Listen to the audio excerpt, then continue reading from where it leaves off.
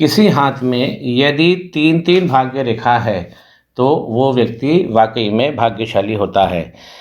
इस प्रस्तुत हथेली में आप देखेंगे इसमें हाथ में 3 लक लाइन है। मैं डिफाइन करूंगा इसे। एक लक लाइन ये केतु के पर्वत से निकलती है और इस प्रकार पूरी हथेली को पार करती हुई शनि पर्वत तक पहुंच जाती है। ये वाली इस प्रकार की अगर लक लाइन हाथ में बनी है और केतु से निकलती है शनि पर्वत तक जाती है तो व्यक्ति को कलाकार बनाती है और व्यक्ति उस कला से अपना जीवन यापन करता है। एक लक लाइन और भी यहाँ पर दिखेगी आपको। यहाँ पे चंद्रमा पर्वत से निकलती है और इस तरफ आगे बढ़ती है गुरु की तरफ और ये लाइन यहीं पे ख़त्म हो जाती है।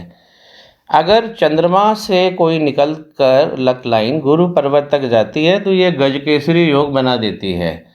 ऐसे व्यक्तियों की जो मस्तिष्क क्षमता होती है और ज्ञान को धारण करने की जो क्षमता होती है वो बहुत ज़्यादा होती है। यहीं पे देखेंगे आप कि एक और अच्छी लाइन है, यहाँ पे चंद्र पर्वत से निकलती है और ये भी यहाँ तक आती है, शनि पर्वत तक बढ़ती है, लेकिन यहाँ पर बीच में कट हो जाती है। अब ये 3-3 लक लाइन हाथ में होना भाग्यशाली बनने का तो ये घोतक है, लेकिन अगर ये लाइनें बीच बीच में जाके जब रुक जाती है तो जो हमको भाग्य मिलना है वो नहीं मिलता है और फिर छोटी छोटी चीज़ों के लिए संघर्ष चालू हो जाता है।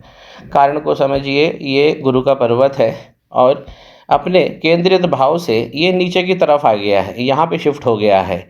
इस प्रकार की शिफ्टिंग जब भी होगी तो ये राहु क्षेत्र की तरफ जब भी गुरु का पर्वत शिफ्ट होता है, इसी को कहते हैं गुरु चांडाल योग। अब गुरु चांडाल जब योग लगता है तो हाथ में बहुत सारी खराबी आने लगती है, या हम कहें कि गुरु का पर्वत अकेला अगर डिस्टर्ब हो जाता है तो बहुत सारी प्रॉब्लम एक साथ आने लगती है और फिर उसके बाद में ज्योतिषियों का कार्यालय, उसके बाद में समस्या और फिर ये सब विवरण डिस्कशन चालू हो जाता है। उंगली तक यहाँ पर इस प्रकार की जो लाइन आड़े आप देख रहे हैं यही है गुरु चांडाल योग, ऊपर तक लग गया है। तो ये अगर उंगली के ऊपर भी इस प्रकार की हॉरिजॉन्टल लाइन जब आ जाती है तो पर्वत बहुत ज़्यादा हम खराब मानते हैं। शनि के पर्वत पर देखिए, अब एक कारण और है, अगर 3 जगह से वक्री होंगे शनि तो लक लाइन की स्थितियाँ तो गड़बड़ होंगी।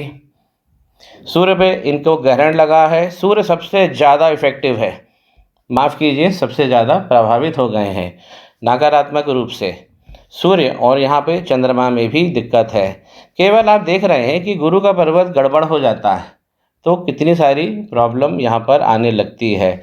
मरकरी जो बुध हैं वो भी इनके बहुत सुंदर हैं, लेकिन इन सब इतनी सारी हथेली जब खराब होती है तो इस पर अगर ये वर्टिकल लाइन कमज़ोर पड़ती है तो वाणी की क्षमता भी कमज़ोर होती है और बिज़नेस की क्षमता भी कमज़ोर हो जाती है। बिज़नेस का इन्होंने पूछा है तो बिज़नेस लाइन तो बनी है, लेकिन इतनी सारी अगर मिडिल हथेली में बहुत सारी जगह इतनी सारी लाइनें हैं और ये डबल डबल होके चल रही हैं तो ये सारी चीज़ें प्रॉब्लम देंगी और जो माइंड लाइन है इनकी बहुत ज़्यादा वीक चल रही है, क्योंकि जो मध्य हथेली है बहुत सारा इसके अंदर खेल बिगड़ गया है। माइंड लाइन को देखेंगे तो यहाँ ये बता रहा है बचपन का संघर्ष, और इसके बाद में भी इस प्रकार ऊंची नीची होके जब चलती है तो जीवन में बहुत सारे अप्स एंड डाउन्स। एक समस्या से आप छूटोगे नहीं कि दूसरी पीछे पड़ जाएगी, या 2 समस्या चलेगी उसमें से तीसरी और आ जाएगी। मंगल का पर्वत इनका दब गया है, ये इनकी दूसरी समस्या है। अगर दबा हुआ मंगल का पर्वत होता है तो ये कभी भी योजनाओं से हमें नई योजनाओं से लाभ नहीं देगा। स्पर्धा में हम हार जाते हैं। स्पर्धा तो हमें करना ही है, जीवन जीने में भी स्पर्धा है और धन कमाने में भी स्पर्धा है। हाथ में जो 3 लक लाइन के अलावा जो स्थिति अच्छी दिख रही है वो इनके शुक्र का पर्वत है। इस प्रकार इनका शुक्र बहुत अच्छा बना है। अब मेरी एक बात को समझिए, जब भी हमारा बृहस्पति का पर्वत कमज़ोर होता है तो हमें दूसरे गुरु यानी कि शुक्राचार्य इनसे फिर मदद लेनी चाहिए। तब हमको जीवन में हमें बृहस्पति तो मजबूत करना ही है, लेकिन इनको भी साथ में लेके चलने से, क्योंकि इस ज्योतिष में भी गुरुओं का विकल्प दिया गया है। हाथ के अंदर बृहस्पति और शुक्र, ये आपको 2 विकल्प मिलते हैं। तो अभी इनके शुक्र बहुत अच्छे हैं, तो इनको दुल्हन भी अच्छी मिलेगी, इनका परिवार भी जो है संसाधन वो सब मिलेगा, लेकिन ये जैसा चाहेंगे वैसा यहाँ पर नहीं मिलेगा। हार्ट लाइन को भी समझिए, हार्ट लाइन गुरु के पर्वत तक जब पहुँच जाती है तो व्यक्ति को धर्म से भी जोड़ती है और ज्ञान भी बढ़ाती है। पूरा गुरु के पर्वत तक आती है और उसके बाद में यहाँ पर आके एक बड़ा आइलैंड बन जाता है।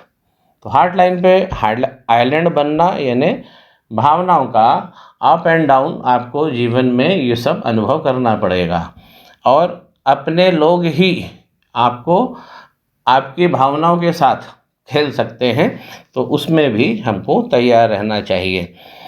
जब भी गुरु का पर्वत बिगड़ेगा और काफ़ी समय तक हम उसे नहीं देखते हैं, तब आप ध्यान करेंगे कि हमारा जो पहला मणिबंध है वो ज़रूर खुल जाता है, और अगर पहला मणिबंध खुल गया या उसके ऊपर आइलैंड बन गए तो ये बहुत ज़्यादा प्रॉब्लमेटिक होता है लाइफ में। फिर 5 साल 6 साल 7 साल ये इस प्रकार की रेमेडी जब हम करते हैं तब जाके हमको भाव मिलता है, तब जाके ये सब जो प्रॉब्लम्स हैं वो ठीक होती है।